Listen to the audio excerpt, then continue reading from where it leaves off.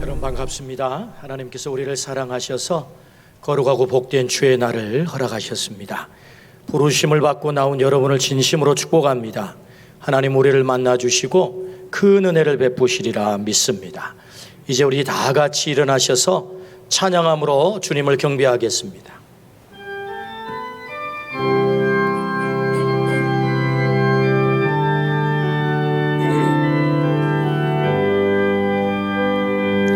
어둠 속에 매이던 내 영혼 갈 길 몰라 방황할 때에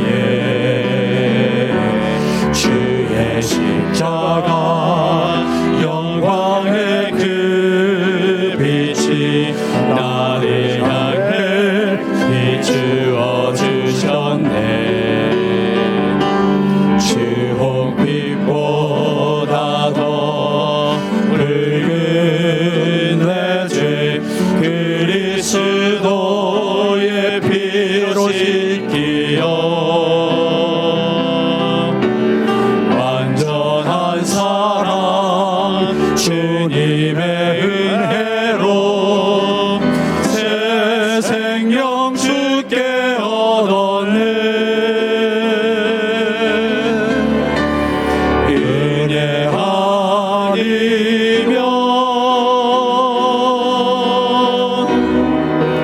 나서지 못하네.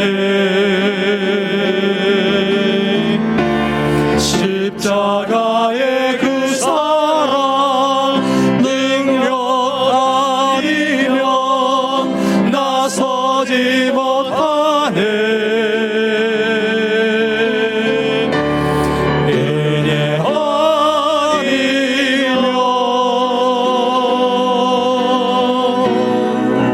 나서지 못하네.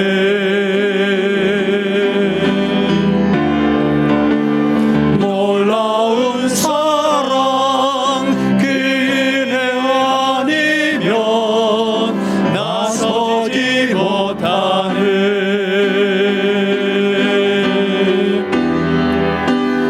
놀라운 사랑 그 은혜 아니면 나서지 못하네.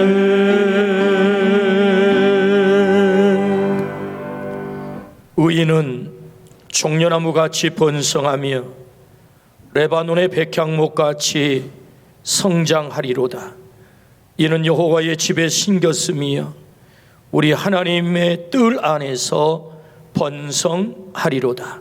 하나님은 영이시니 예배하는 자가 영과 진리로 예배할지니라. 아멘.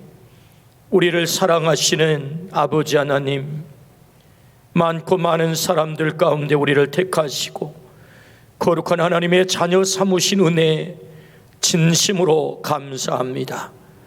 광복 76주년 주님의 그 거룩한 뜻 가운데 우리가 해방되어 해방 백성으로 하나님을 경배하게 하심 진심으로 감사합니다. 오늘 예배 가운데 임재하실 하나님을 사모하오니 오셔서 우리를 만나주시고 우리에게 말씀하여 주시고 우리를 새롭게 하시며 말씀으로 결단하는 시간 되게 하여 주옵소서. 홀로 하나님께서 영광 받아주시기를 원하올 때 예수 그리스도 이름으로 기원하옵나이다. 아멘.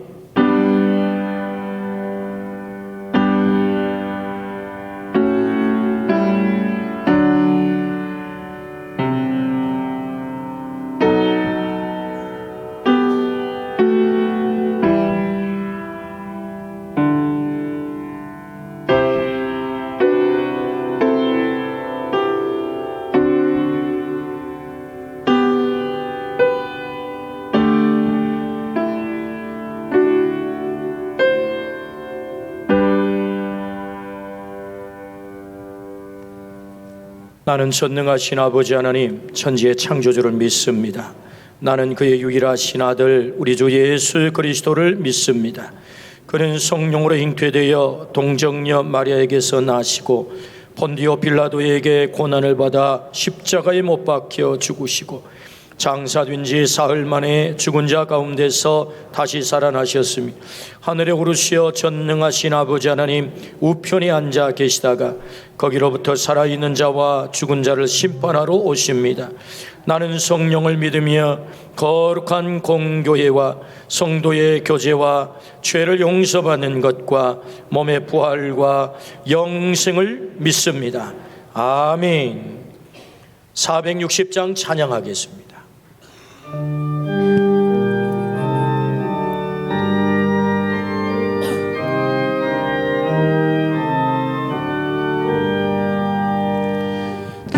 끝없이 무릎 꿇는 그 복종 아니요 운명에 맡겨 사는 그 생활하니라. 우리의 믿음 지소서 독수리 날듯이 주 뜻이 이루어지다 외치며 사나니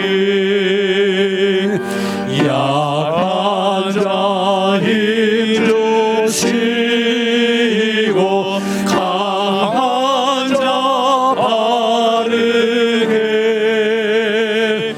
주 한 자 정죄함이 주님의 뜻이라. 해 아래 하박 있는 곳 주 거기 계셔서 그 팔로 막아 주시어 정의가 사나니. 아멘.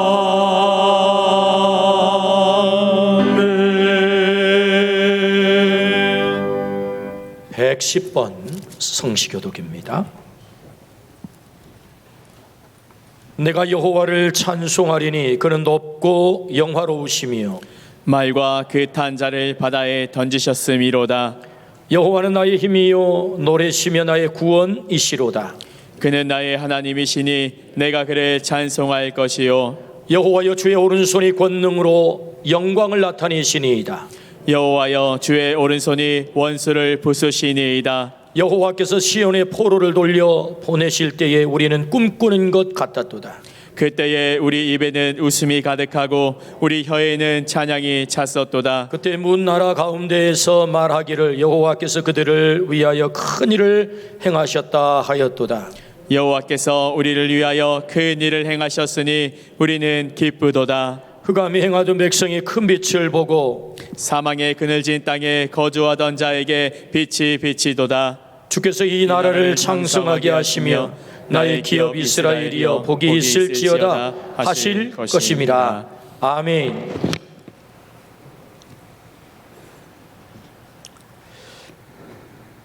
(76년) 전 오늘 35년간의 일제강점기에서 해방을 맞이했던 8.15 광복기념일에 기쁜 마음으로 예배드립니다.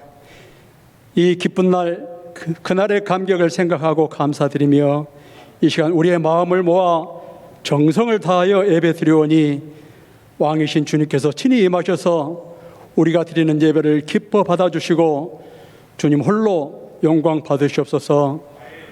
우리의 예배를 기뻐하시는 주님, 우리를 정결한 마음으로 씻어주시고 말씀과 기도와 찬양 가운데 지난 시간 무거운 짐들을 모두 다 내려놓게 하시고 오직 성령님 인도하시는 그 은혜와 감사, 기쁨으로 채워가는 귀한 예배로 인도하여 주시옵소서. 주님 감사합니다. 기나긴 코로나19로 인하여 지치고 인내하기 힘든 환난 가운데서도 우리의 몸과 마음, 주님을 향한 믿음까지 지켜주신 주님께 감사드립니다. 오늘 특별히 외세의 무수한 침략과 일제의 강점기 약탈, 그리고 35년 만에 해방의 기쁨도 다 누리기 전에 강대국의 관여로 나누어진 남과 북, 그리고 이어진 동족 상잔의 전쟁을 겪으며 세계에서 가장 가난한 나라였던 분단국 대한민국이 오늘날 선진국의 지위에 이르기까지 일찍이 복음의 씨앗을 이 땅에 뿌려 믿음의 선조들이 쌓아온 기도와 피와 순교로 여기까지 이끄심은 모두 주님의 은혜였음을 믿고 감사드립니다. 한편 우리 성도는 오늘 부끄러운 모습을 탄식하며 회개합니다. 많은 국민들이 정부의 방역 지침을 지키며 나와 이웃을 염려하는 엄중한 시기에 보수와 진보의 강한 대립과 반목에 이은 개신교 목사라는 전광훈 씨를 비롯한 보수 기독교인들이 정부의 집회 불허에도 불구하고 정치 행위를 실행하고 있습니다. 이제는 교회가 세상을 염려하는 게 아니라 도리어 세상이 교회를 염려한다는 조롱까지 들어야 하는 현실에 진정 예수님의 사랑을, 구원의 복음을 가로막는 잘못된 저들이 회개하고 내 이웃을 내 몸과 같이 사랑하라 하신 주님의 말씀과 세상의 소금과 빛의 역할을 실천할 수 있도록 우리 한국 교회를 지켜주시길 간절히 기도드립니다. 우리 방림교회가 그동안 무사하게 지나왔듯이 광주가 대한민국이 하루빨리 회복되고 뜨거운 여름날 세계적 이상기후로 지구의 곳곳이 폭우와 화재, 감염병으로 재난이 늘어만 가고 있는 고통받는 세계의 모든 국가들이 회복되어 그동안 무심코 누려왔던 주님 주신 아름다운 지구와 참 자유를 더욱 감사하고 사랑하는 삶을 허락하여 주시옵소서. 1311 부활의 증인 생명살림 운동을 진행하고 있습니다. 죄인된 우리를 구원하기 위하여 친히 인간의 모습으로 세상에 오셔서 모진 고난과 십자가를 지시는 예수님을 생각하면서 작은 실천이나마 동역하는 제자로 나아가게 성령님 도와주시옵소서. 주님께서 계약에 쓰시는 이 목사님의 신원을 강건케 지켜주시니 감사드립니다. 주님의 백성을 목양하는 목사님 오늘도 지혜 주시고 성령님 늘 동행하여 주시옵소서. 동역하시는 부목사님과 전도사님께도 동일한 축복을 내려주시고 각 가정과 자녀들에게도 형통의 은혜를 내려주시옵소서. 오늘 또 예배를 위하여 동역하는 손길들이 있습니다. 그 수고하는 손길들 위해 주님의 위로와 축복을 구합니다. 또 임경인 권사님의 둘째 사이 세계적인 연주가 김두민 첼리스트를 우리 교회에 보내주셔서 함께 예배 드리고 주님 주신 달란트 첼로 연주로 드리는 찬양을 함께 하게 하시니 감사드립니다. 그의 손길과 가슴으로 드리는 찬양 연주가 우리 모두의 연주가 되어 오직 주님만이 영광 받으시길 원하옵고 우리의 예배가 주님 기뻐 받으시는 성공하는 예배를 소망하오며 우리에게 해방의 기쁨을 안겨주신 예수님 거룩하신 이름으로 기도드립니다. 아멘.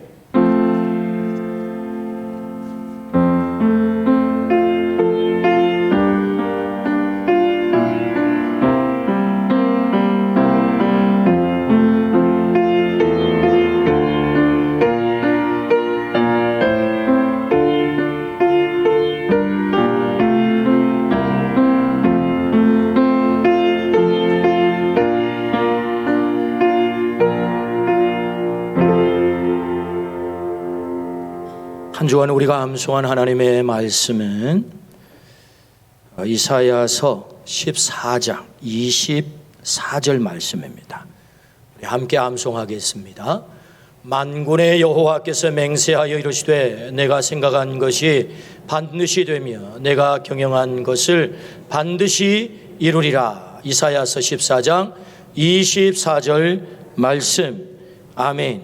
하나님께서 우리에게 주시는 말씀은 출애굽기 19장 1절부터 6절 말씀입니다.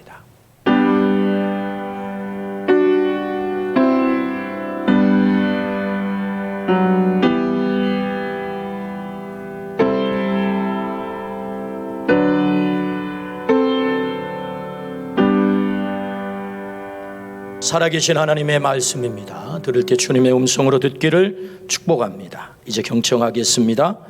이스라엘 자손이 애굽 땅을 떠난 지 3개월이 되던 날 그들이 신의 광야에 이르니라. 그들이 르비딤을 떠나 신의 광야에 이르러 그 광야에 장막을 치되 이스라엘이 거기 산 앞에 장막을 치니라. 모세가 하나님 앞에 올라가니 여호와께서 산에서 그를 불러 말씀하시되 너는 이같이 야곱의 집에 말하고 이스라엘 자손들에게 말하라. 내가 애굽 사람에게 어떻게 행하였음과 내가 어떻게 독수리 날개로 너희를 업어 내게로 인도하였음을 너희가 보았느니라. 세계가 다 내게 속하였나니 너희가 내 말을 잘 듣고 내 언약을 지키면 너희는 모든 민족 중에서 내 소유가 되겠고 너희가 내게 대하여 제사장 나라가 되며 거룩한 백성이 되리라. 너는 이 말을 이스라엘 자손에게 전할지니라. 아멘. 이 시간에는 우리 유아 세례식을 베풀도록 하겠습니다. 마가복음 10장 13절 16절 말씀 봉독합니다. 사람들이 예수의 만져주심을 바라고 어린아이들을 데리고 오매 제자들이 꾸짖건을 예수께서 보시고 분이 여겨 이르시되 어린아이들의 내게 오는 것을 용납하고 금하지 말라. 하나님의 나라가 이런 자의 것이니라. 내가 진실로 너희에게 이르노니 누구든지 하나님의 나라를 어린아이와 같이 받들지 않는 자는 결단코 들어가지 못하리라 하시고 그 어린아이들을 안고 저희 위에 안수하시고 축복하시니라. 아멘. 예수님은 어린아이를 안고 축복하셨습니다. 그 전통을 따라서 오늘 유아 세례를 베풀겠는데 우리 유아 세례 받는 아이 이름 부를 때 엄마 아빠가 큰 소리로 대답해 주시기 바랍니다. 김로아. 네, 이 단 위로 올라오십니다. 네. 자, 저를 보고 써주시기 바라고요. 엄마 아빠. 제가 서약 물을 때에 엄마 아빠가 손 들고 하나님 앞에서 또 여러 교인들 증인 앞에서 대답해 주시기 바랍니다. 로아 아버지 엄마는 로아가 예수 그리스도의 피로 씻음과 성령의 새롭게 하는 은혜를 받아야 할 것을 믿습니까? 예, 믿습니다. 이렇게. 끝에 서약합니까? 예, 서약합니다. 이렇게 해주십시오. 로아 아버지 어머니는 지금 완전히 이 자녀를 하나님께 바치고 겸손한 마음으로 하나님의 은혜를 의지하며 친히 경건한 본을 보이기를 힘쓰며 그리스도 안에서 믿음으로 양육하기로 서약합니까? 아멘. 네, 서약하셨습니다. 제가 이제 세례를 베풀도록 하겠습니다.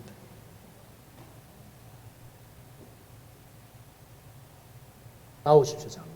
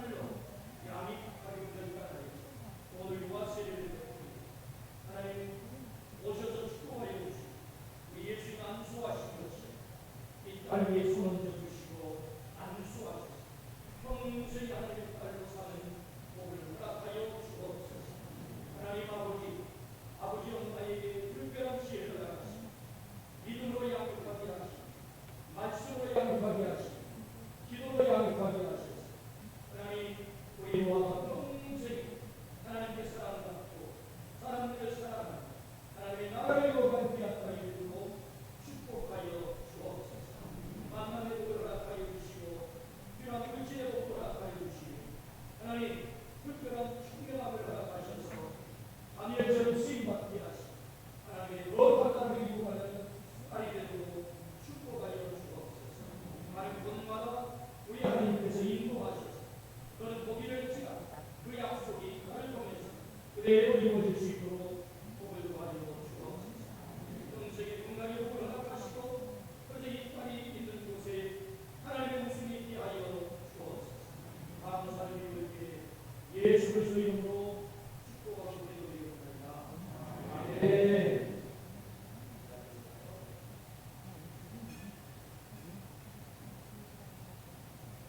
이제 선포하겠습니다. 우리 저 회중을 한번 봐주시겠어요? 네. 오늘 세례를 받은 김로아는 본 대한예수교 장로회 박림교회 유아세례 교인이 된 것을 성부와 성자와 성령의 이름으로 선포하노라. 아멘. 우리 박수를 한번 축복해 주십시오. 네. 잠깐만요.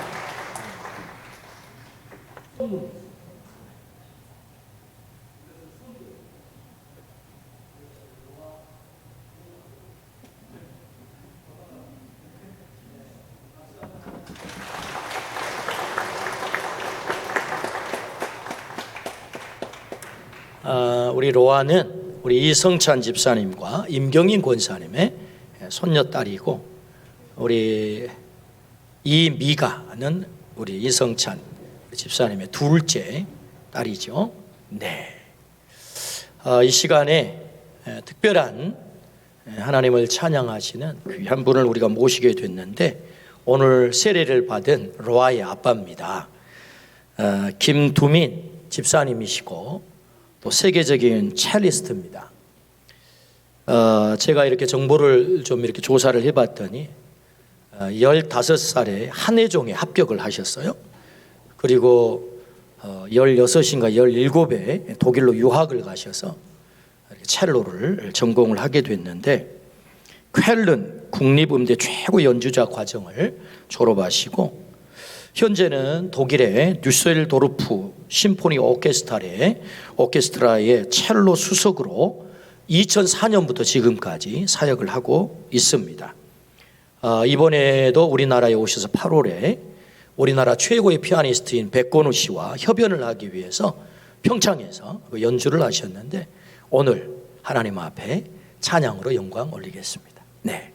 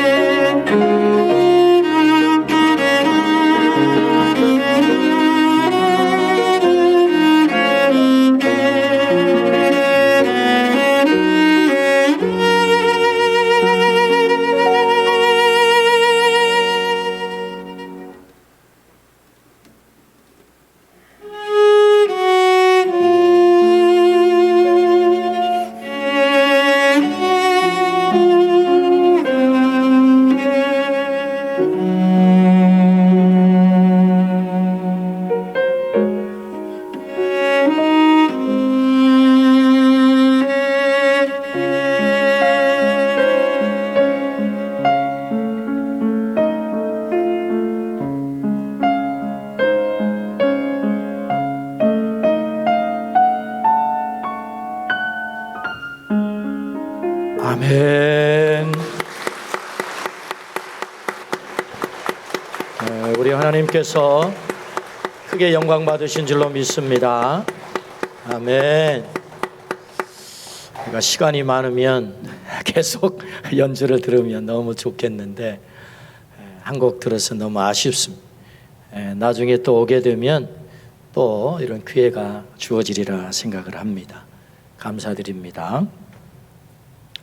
할렐루야. 오늘은 광복 76주년입니다. 이 땅에는 아직도 일제 식민지로 인한 아픔이 끝나지 않았습니다. 그 아픔 가운데 최고의 아픔은 남북 분단의 아픔이죠. 남북 분단의 아픔. 우리나라의 이 남북 분단의 아픔이 어떻게 발생을 했습니까? 일본의 항복을 받은 미국 트루먼 대통령이 우리나라에 38선을 그었어요.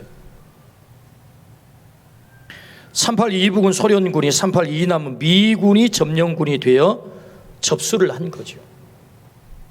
전후 처리를 제대로 해야 한다면 이렇게 하면 안 됩니다. 독일처럼 해야 되죠. 독일. 이 전범 국가 독일은 전후 처리를 어떻게 했죠? 전쟁을 일으킨 당사자가 독일이기 때문에 미국, 소련, 영국, 중국이 모여서 얄타에서, 포츠담에서 회의를 하는데 어떻게 하죠?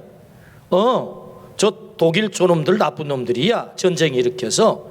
그래서 독일을 두 쪽으로 나누자 해서 동독과 서독으로 나누어서 분할 통치를 한 거죠.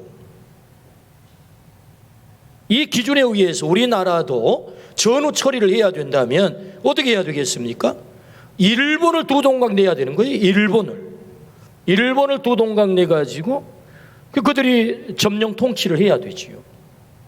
그런데 일본을 두 동강 내는 대신에 우리나라를 두 동강 낸 거예요. 정말 생각하면 통탄할 일입니다. 이게 가슴 칠 일이죠. 태평양 연합사령관 더글러스 메가드 장군은 1945년 8월 15일 해방되는 날이잖아요. 일반 명령 제1호에서 38도선 이북 일본군의 항복은 소련군이, 이남 일본군의 항복은 미군이 접수한다라고 발표를 했습니다. 미국과 소련에 의해 우리나라가 분단당해 통치를 받게 된 거지요. 우리나라는 전쟁을 일으킨 나라가 아닙니다. 우리는 일본에 의해서, 전범 일본에 의해서 가장 큰 피해를 당한 나라지요. 통탄스럽게도 우리나라의 분단은 전범 국가 일본과 같은 나라로 취급한 미국과 소련의 전략적 선택이었다는 거죠. 정말 통탄할 일이죠. 그래서 우리나라의 분단의 아픔이 지금까지 계속되고 있는 것입니다. 결국 이 불행의 38선은 조금 전에 우리 장로님도 기도할 때 그 기도가 나왔습니다마는 5년 후에 6.25 한국전쟁의 처절한 아픔으로 되돌아오게 됐고, 남북 인구 3천만 인구 가운데 500만 명이 살상을 당하는 엄청난 비극적인 일을 경험하게 되죠. 그리고 우리는 지금까지 분단의 아픔에서 헤어나지 못한 채 서로 총을 겨누면서 싸우고 지내오고 있습니다. 나라 빼앗긴 지 35년, 분단 76년, 111년 세월이 지금까지 이어져 오고 있는 거지요. 생각하면 지금도 사실 분노가 치밀어 오릅니다. 주님은 76년 광복절에 다시금 해방을 깊이 생각하게 만듭니다. 우리에게 분노는 있지만 그렇다고 과거에 사로잡혀 분노만 하고 있을 수는 없지 않겠습니까? 우리에게 주어진 해방은 엄밀히 말하면 우리의 자력이 아니었습니다. 미국이 일본을 패망시킴을 얻게 된 해방이죠. 우리의 자력으로 얻은 독립이 아니다 보니 미국과 소련이 나라를 두 동강 금그어도 우리는 아무 소리도 할 수가 없었습니다. 한마디로 주어진 해방이죠. 주어진 해방.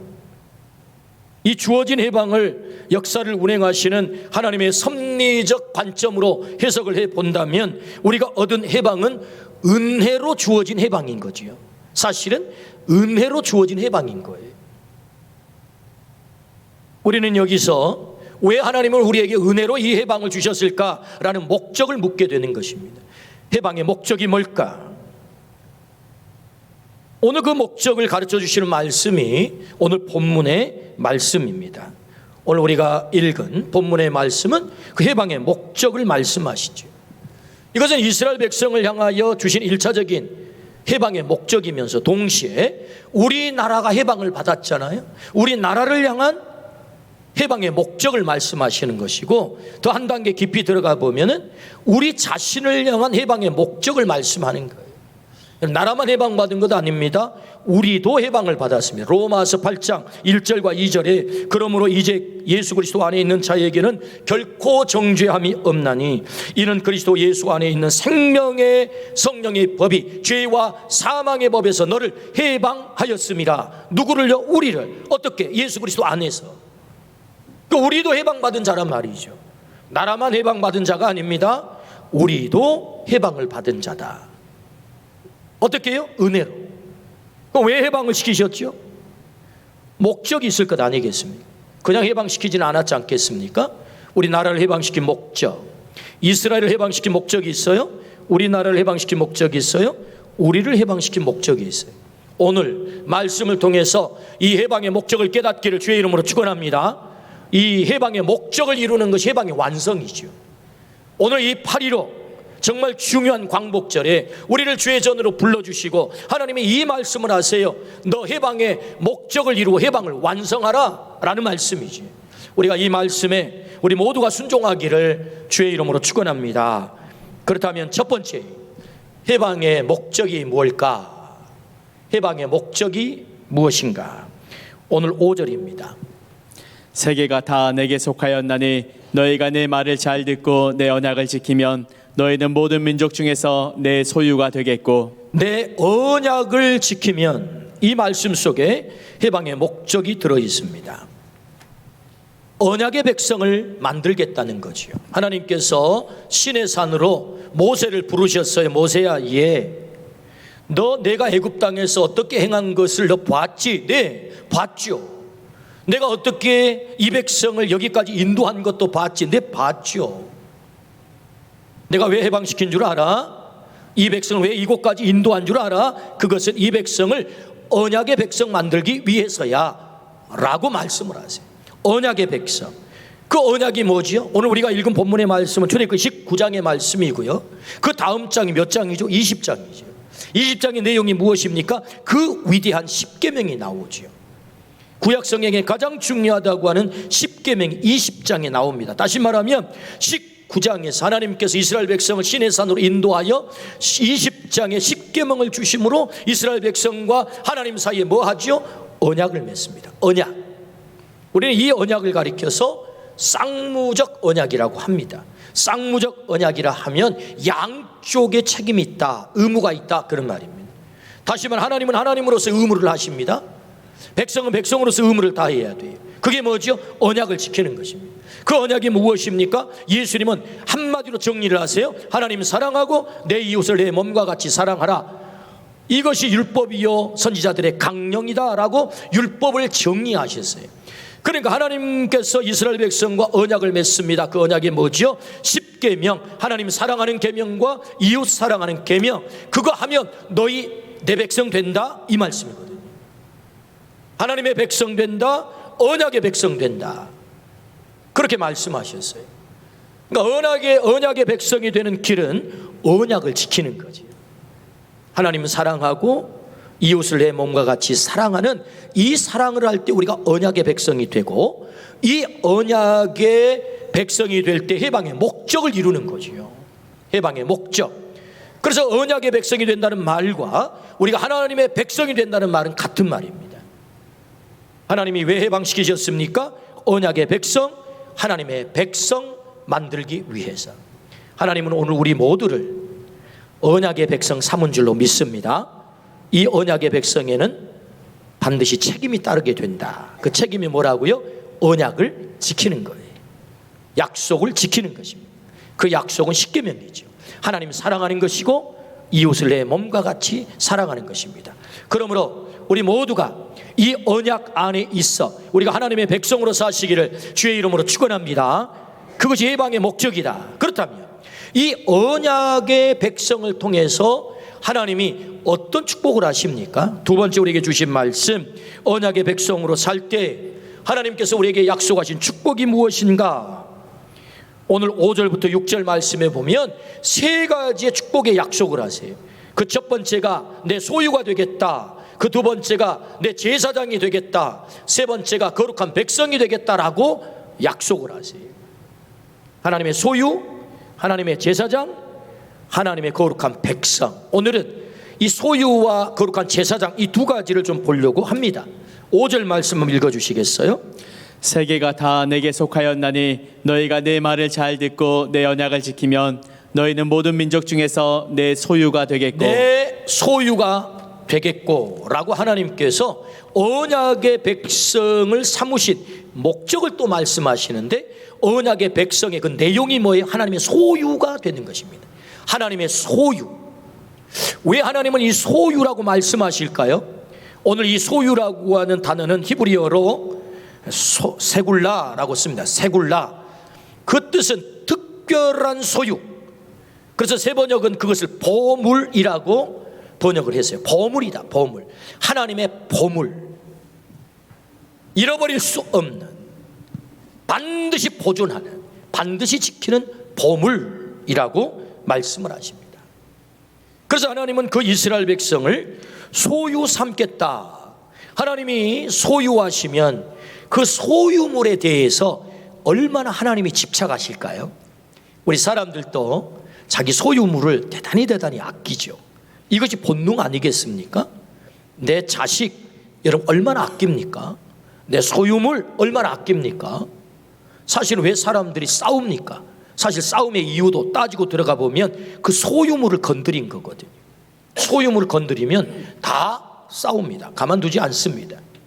하나님도 이스라엘 백성을 소유 삼겠다고 하시는 이 말씀은 그 소유에 대한 완전한 책임, 그 소유에 대한 하나님의 사랑의 집착, 그걸 말씀하고 있는 거예요. 그래서 그 소유를 온전히 지키고 보호하시겠다고 하는 그 축복의 약속이지요.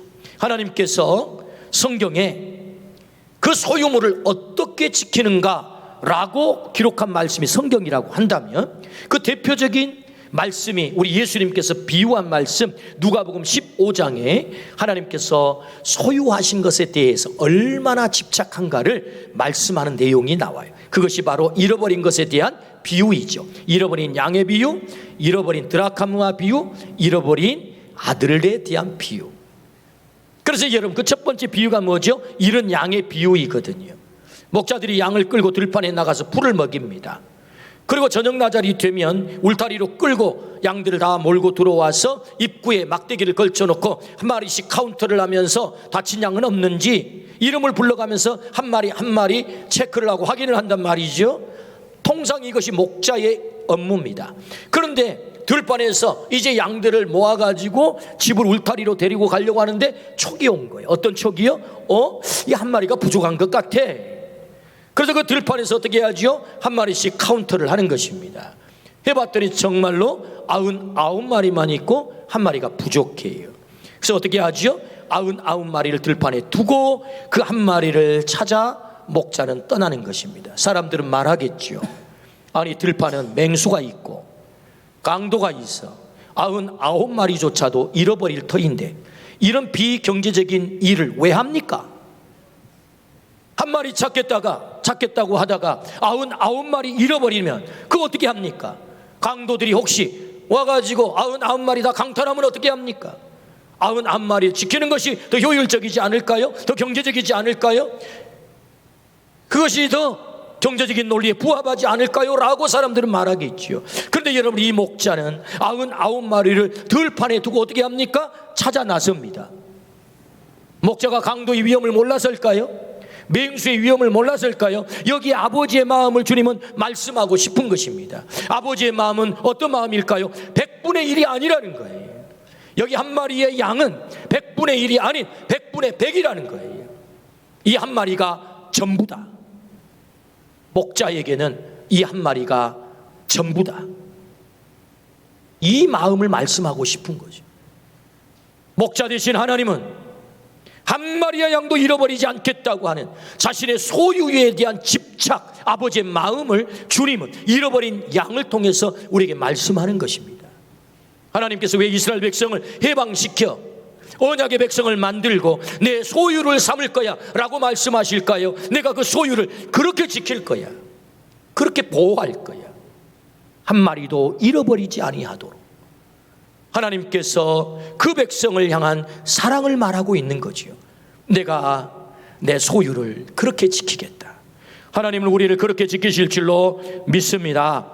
이사야 43장 1절에서 2절 말씀합니다. 내가 너를 지명하여 불렀나니 너는 내 것이다. 네가 물 가운데로 지날 때 침몰치 못할 것이고 네가 불 가운데로 지날 때에도 사르지 못하게 할 것이다. 할렐루야. 하나님의 소유에 대한 약속인 줄로 믿습니다. 하나님이 감히 하나님의 소유를 누구도 손대지 못하도록 그렇게 지키시겠다 약속하는 거지요. 오늘 그렇게 우리를 하나님께서 지키실 줄로 믿습니다. 아멘. 카르나타카주, 인도 남부의 카르나타카주의 한 마을에서 최근에 일어난 일인데요, 나이크 씨라고 하는 사람이 자기 아내와 자기 딸과 함께 자전거를 한가롭게 타고 있었는데 갑자기 동물이 덮쳤어요. 그 동물이 뭐냐? 표범이.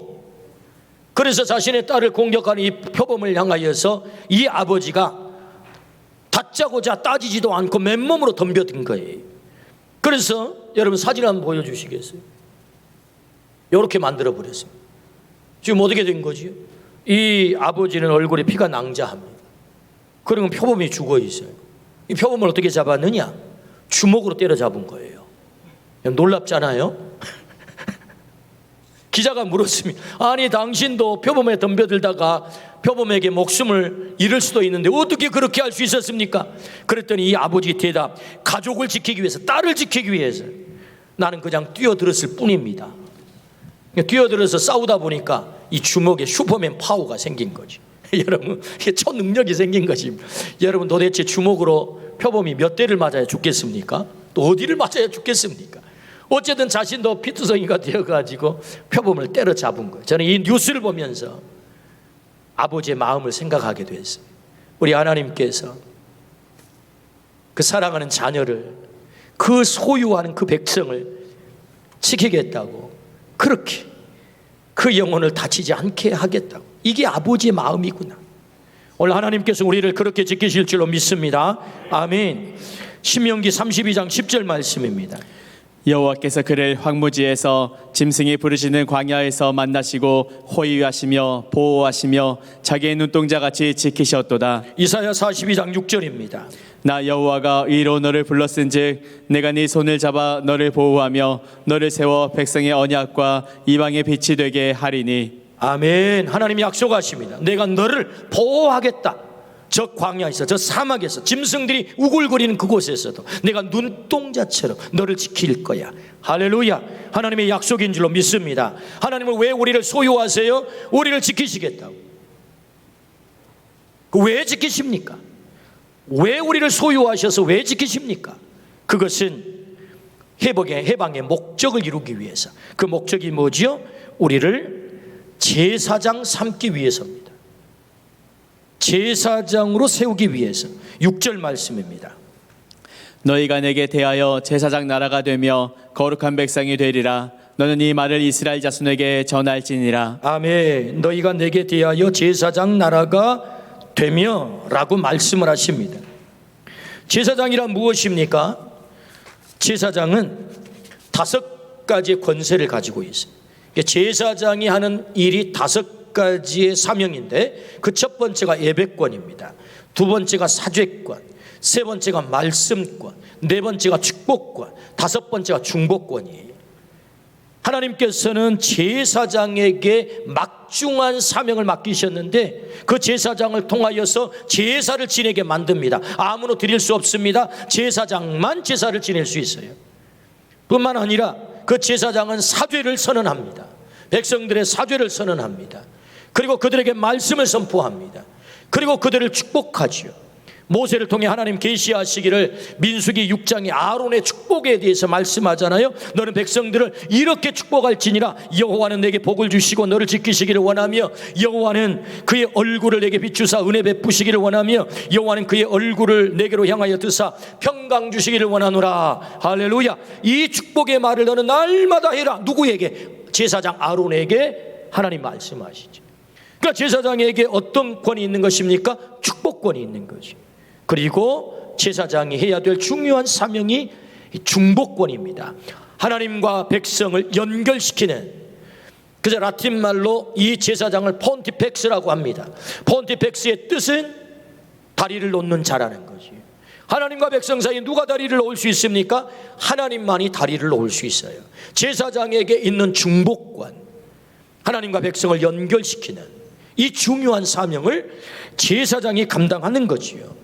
그래서 하나님께서 이스라엘 백성을 해방시키셔서 그들을 하나님의 백성을 만드세요. 그들을 소유하셨어요. 왜요? 제사장 만들어 하나님과 백성 사이에 다리를 놓는 자 만들기 위해서.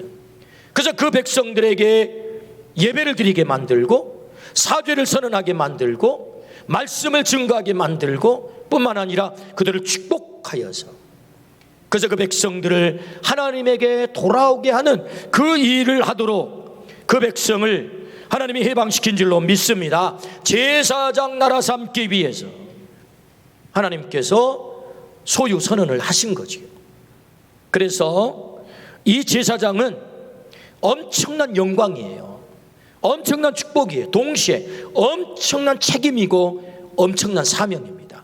영광이면서 사명인 거지요. 오늘 이 제사장의 영광을 우리 모두가 누리기를 축복합니다. 제사장의 사명을 우리 모두가 감당하기를 주의 이름으로 축원합니다. 그래서 아무나 이 제사장의 사명을 맡기지 않아요. 레위 지파를 구별하지요. 그리고 아론의 자손들을 구별하여서 제사장 되게 만들었지요.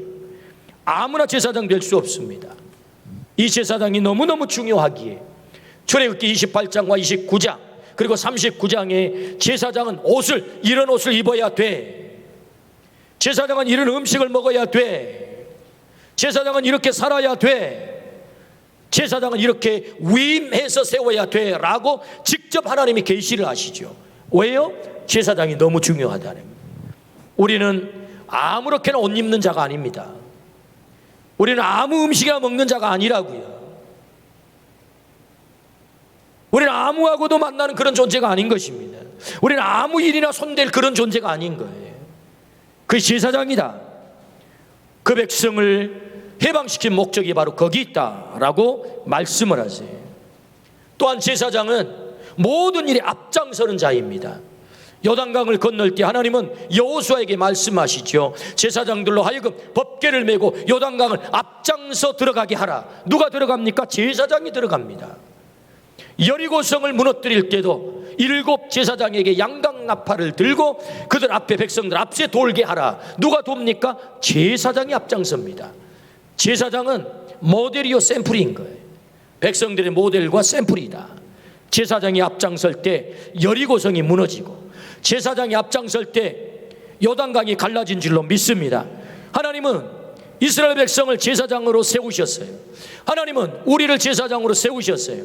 오늘 우리 앞에 요단강이 가로막혀 있다면, 우리 앞에 장벽과 같은 여리고성이 있다면, 우리가 제사장으로서 사명을 감당할 때, 우리가 앞장설 때 우리가 그 예배권을 사용하고 사죄권을 사용하고 말씀권을 사용하고 축복권을 사용하고 그리고 중복권을 사용할 때 그 장벽이 무너질 줄로 믿습니다.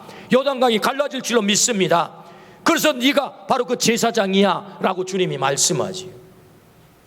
오늘 우리 모두가 그 제사장의 사명을 온전히 감당하기를 주의 이름으로 축복합니다. 아멘.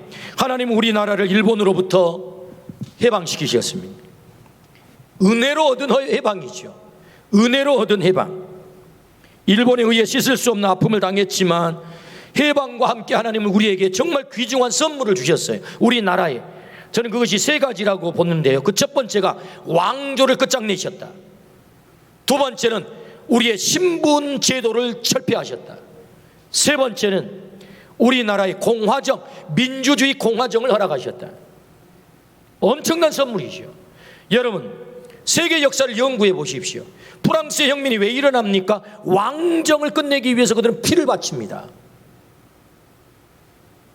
여러분, 우리나라의 동학혁명이 왜 일어납니까? 신부를 철폐하기 위해서 동학혁명이 일어납니다. 수많은 사람이 죽습니다. 왕족, 양반,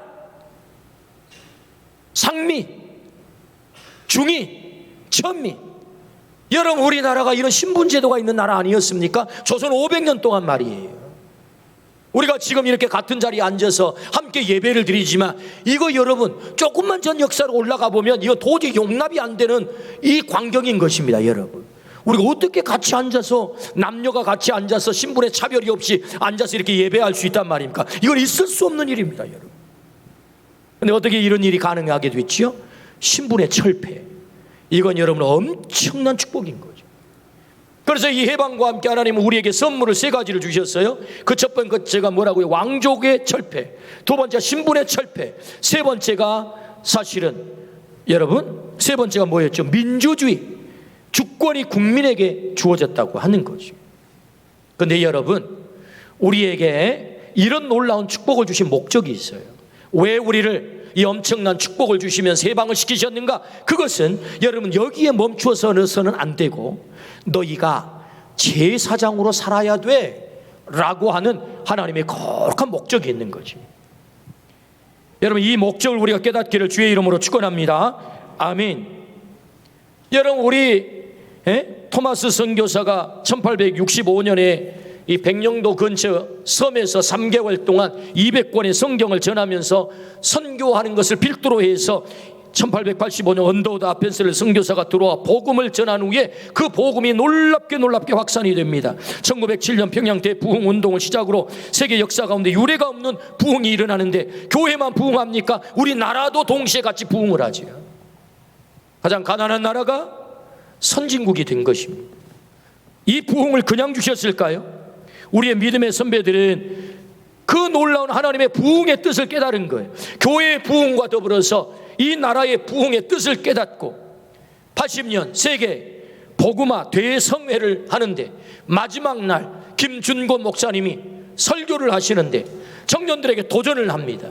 하나님께서 이 나라의 부흥을 허락하시고 경제적인 부흥, 교회의 부흥, 이 조국 땅의 부흥을 주신 것은 이 나라가 선교사의 삶, 제사장의 삶을 살기 위해서 하나님이 허락하신 축복이니 우리가 그 사명을 감당해야 되지 않겠습니까? 라고 도전을 할 때 10만 명의 젊은이들이 제가 선교사가 되겠습니다 라고 약속을 했어요. 10만 명의 젊은이들이 40년 전에 선교사가 되겠습니다. 그 이후 한국교회는 2만 8천 명 선교사를 선교지에 파송하고 있지.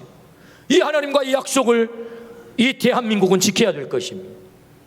제사장의 나라로서 세계 열방을 살리는 얼마나 감격스러운 일이고 얼마나 귀한 일이겠습니까? 하나님은 오늘도 이 나라를 해방시키셔서 해방시킨 목적이 있단 말이죠. 그 목적이란 제사장 나라 삼는 것이다. 어떻게 제사장으로 쓰임받을 수 있을까요? 우리가 제사장이 감당하는 예배권, 여러분 예배를 포기해서는 안 될 줄로 믿습니다. 사죄권, 우리가 끌어안고 이 민족의 죄를 끌어안고 세계 열방의 죄를 끌어안고 하나님 용서해 주시옵소서. 마치 중보자 아브라함처럼 오늘 우리가 맞서서 기도할 때 하나님께서 우리의 기도를 들으시고 이 조국 땅을 용서할 줄로 믿습니다. 아멘. 이 세계 열방의 죄악들을 용서하시고 우리 주님께서 다시 새롭게 하신다 뿐만 아니라 말씀을 전하고 그리고 백성들을 축복하고 하나님께 연결시키는 이 중보권을 사용하는 제사장, 그 사명을 감당하도록 하나님이 우리를 해방시킨 줄로 믿습니다. 베드로전서 2장 9절 말씀, 그러나 너희는 택하신 족속이요 왕같은 제사장들이요 거룩한 나라요 그의 소유가 된 백성이니 이는 너희를 어두운 데서 불러내어 그의 기이한 빛에 들어가게 하신 이의 아름다운 덕을 선포하게 하려 하심이라. 하나님은 우리를 직접적으로 너는 왕같은 제사장이야 라고 말씀하세요. 왜 제사장 삼으셨다고요? 이의 아름다운 덕을 선포하도록. 하나님이 우리 아버지 되시고 예수 그리스도 우리의 구주 되심, 이 아름다운 덕을 선포하도록 우리를 왕같은 제사장 삼으셨다. 이 사명이 오늘 우리들에게 이 나라에 주어진 줄로 믿습니다. 이 사명을 감당하기를 주의 이름으로 축복합니다. 102세가 되신 김형석 교수님의 강연을 제가 들었어요. 성공이 뭐냐? 성공이란 보람을 위해서 사는 인생이 성공이다. 보람을 위해서 사는 인생은 어떤 인생이냐? 그를 성공시키기 위해서 내가 사는 삶, 그게 보람을 위해서 사는 인생이다. 나의 성공을 위해서, 내가 움켜쥐기 위해서, 나를 위해서 살면 모든 것이 흩어진다. 남는 게 아무것도 없다. 그러나 성공이란 보람을 위해서 사는 인생이고, 그 보람이란 그를 성공시키기 위해서 사는 것이다. 우리 공동체를 성공시키기 위해서 사는 것이다. 그게 성공이다. 행복이란 뭐냐? 그를 성공시켜 그가 행복해질 때 그 행복한 사람을 통해서 얻는 행복이 행복이다. 여러분, 굉장히 놀라운 말씀이잖아요. 102살 되신 어르신이 하신 말씀이, 인생을 다 살고 나서 행복이 뭐예요? 내가 아내를 행복하게 하면 그 아내가 행복한 모습을 보면서 내가 행복해지는 게 진짜 행복인 거죠. 내가 자식을 행복하게 만들면 그 자식이 행복한 것을 통해서 내가 행복을 얻게 되는 게 행복이라는 말이에요. 목사의 행복이 무엇입니까? 성도들이 행복한 모습을 보고 그 행복을 통해 얻는 행복이 진짜 행복이라는 거지. 할렐루야, 아멘.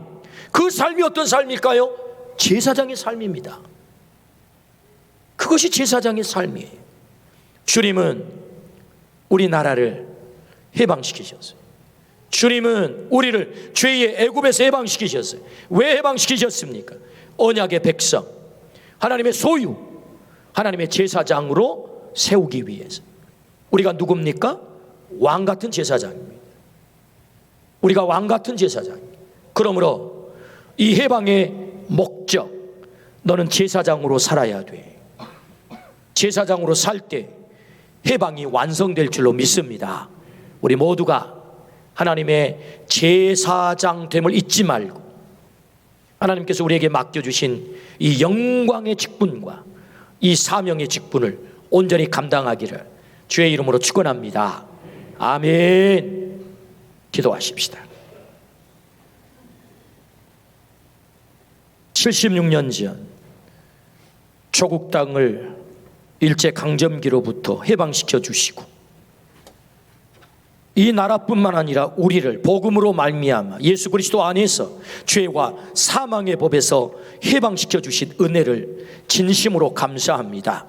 하나님, 우리를 해방시켜 주신 목적은 언약의 백성, 하나님의 백성 만들기 위해서 우리를 해방시켜 주셨다 말씀하시고, 우리로 하여금 제사장으로 살게 하는 것이 하나님의 목적이라 말씀하셨으니 하나님, 왕같은 제사장으로 살게 하여 주옵소서. 이 나라가 왕같은 제사장, 우리 각자가 왕같은 제사장, 우리 한국교회가 왕같은 제사장으로 살아 하나님, 세상의 백성과 하나님을 연결시키는 폰티펙스, 다리를 놓는 삶을 온전히 살게 하여 주옵소서. 그리하여 우리 공동체를 성공시키고 우리의 자녀들을 성공시키고 우리의 이웃을 성공시켜 진정으로 그 행복을 얻는 자들이 되게 하여 주옵소서. 감사를 드리올 때 예수 그리스도 이름으로 기도드리옵나이다. 아멘. 찬양하겠습니다. 찬양은 586장.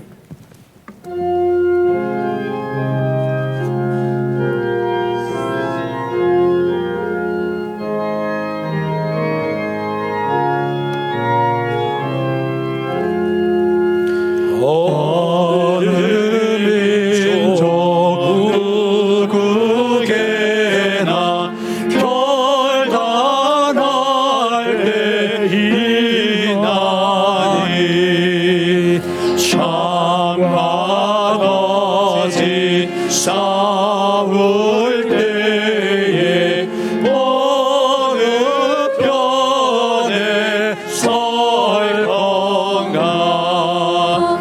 주가 주신 새 목표가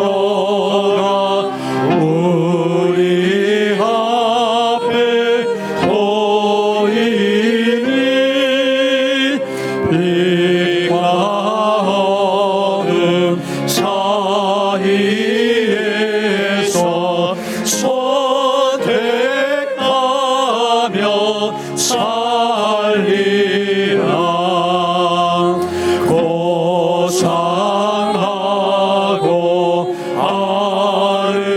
아름답게 진리 편에 서는 진리 위에 억압하고 명예히 이뤄도 비겁한 자 물러서나 용감한 자 굳세게 나시간 자 돌아오니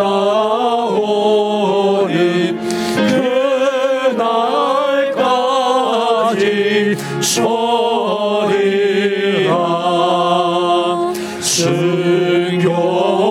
순교자의 빛을 따라 주의 뒤를 쫓아서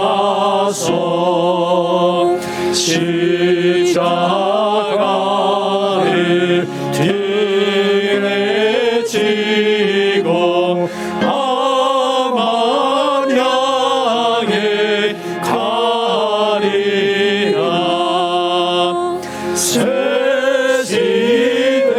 시대는 새 사명을 우리에게 주나니 진리 따라 사는 자는 처진하리 언제나 아이 비록 성하여도 진리 더욱 강하다 진리 따라 살아갈 때 어려움도 당하리 우리 가는 그 앞길에 어느 장마 덮쳐도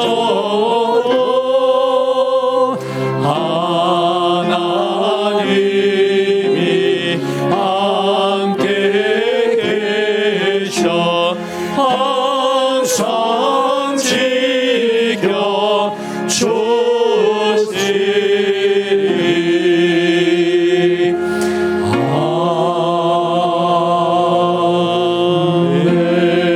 아멘. 만물이 주에게서 나오고 주로 말미암고 주에게로 돌아갑니다. 주여 모든 것은 하나님께로부터 왔나이다. 우리는 하나님께로부터 받은 것을 하나님께 바치나이다. 아멘. 드린 예물과 우리의 몸을 하나님 앞에 올리도록 하겠습니다.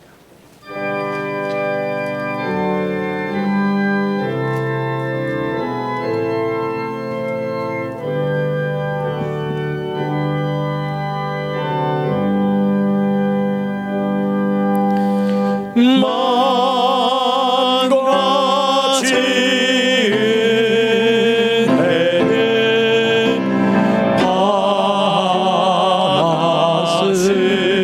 받았으니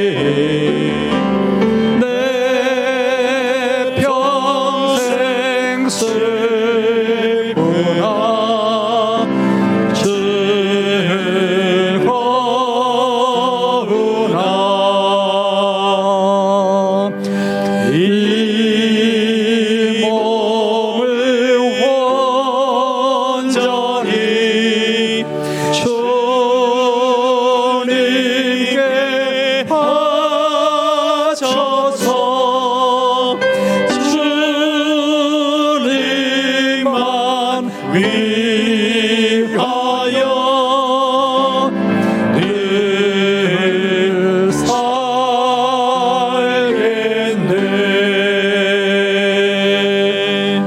아멘.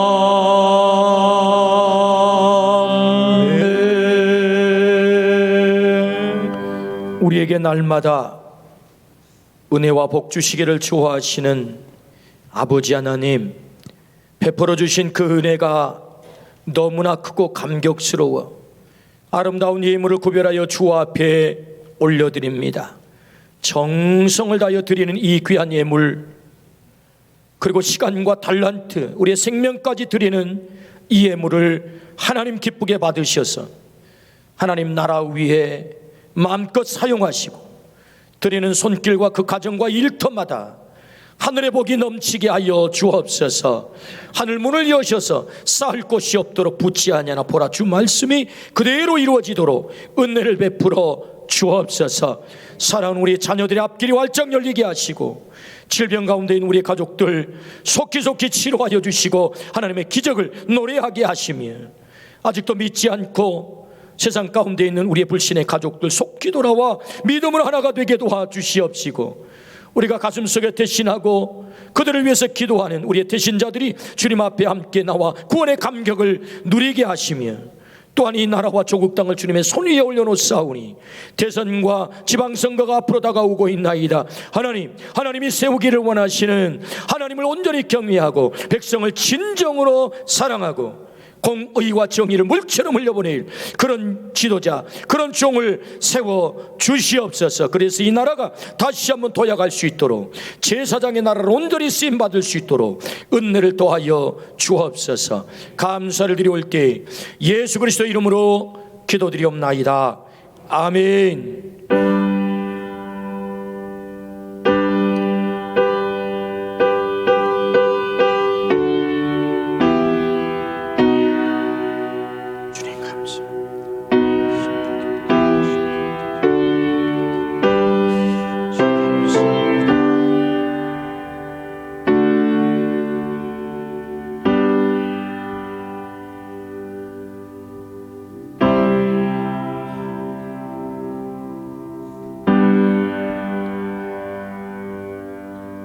아멘. 자리에 앉겠습니다.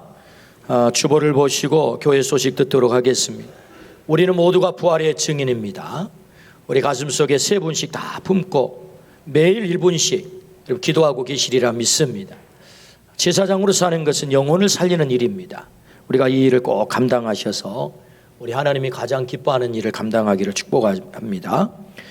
코로나19가 좀처럼 사그라들질 않아서 참 안타깝습니다.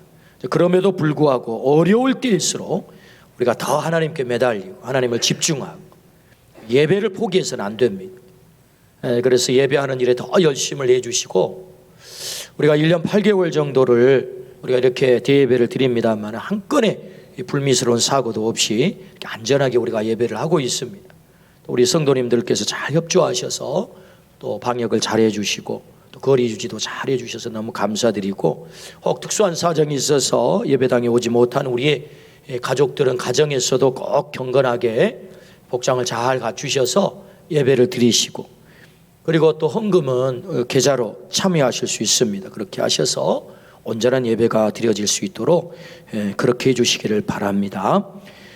그리고 다음 주는 우리 정말로 훌륭하신 장로의 신학대학의 기독교 교육학을 가르치고 계시는 신형섭 교수님이고 목사님이신 우리 목사님을 모시게 됩니다.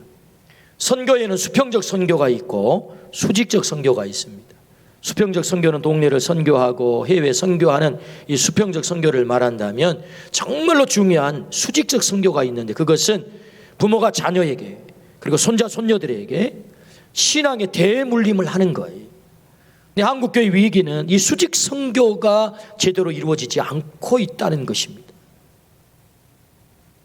그래서 우리의 미래 세대를 어떻게 세울 것인가, 신앙으로 우리의 미래 세대를 어떻게 세울 것인가에 대한 이 중차대한 과제를 말씀으로 해결하기 위해서 다음 주일날 1부, 2부, 3부 오후 예배, 그리고 끝나고 선생님들 특별 세미나까지 부흥 강사로 일일 미래 세대 세우기 강사로 초청을 했어요.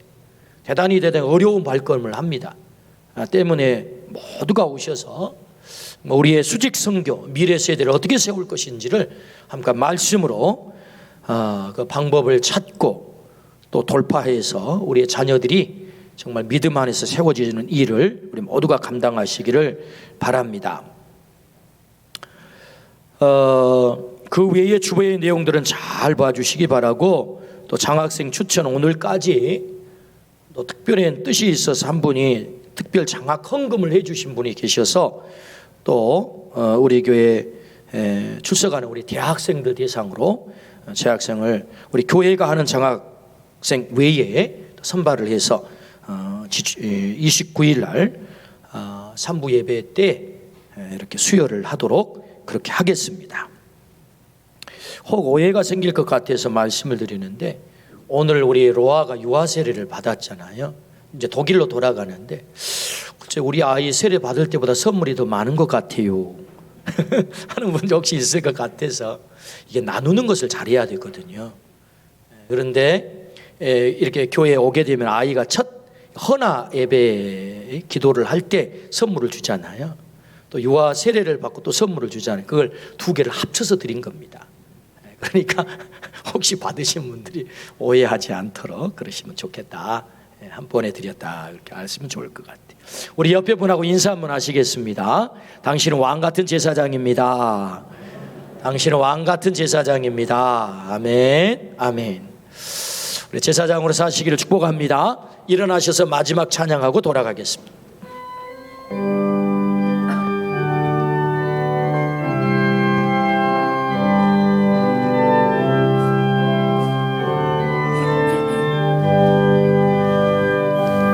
그의 빛 안에 살면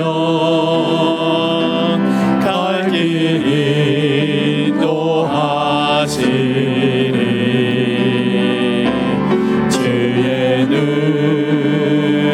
내 인생을 지키시니 늘 지키시니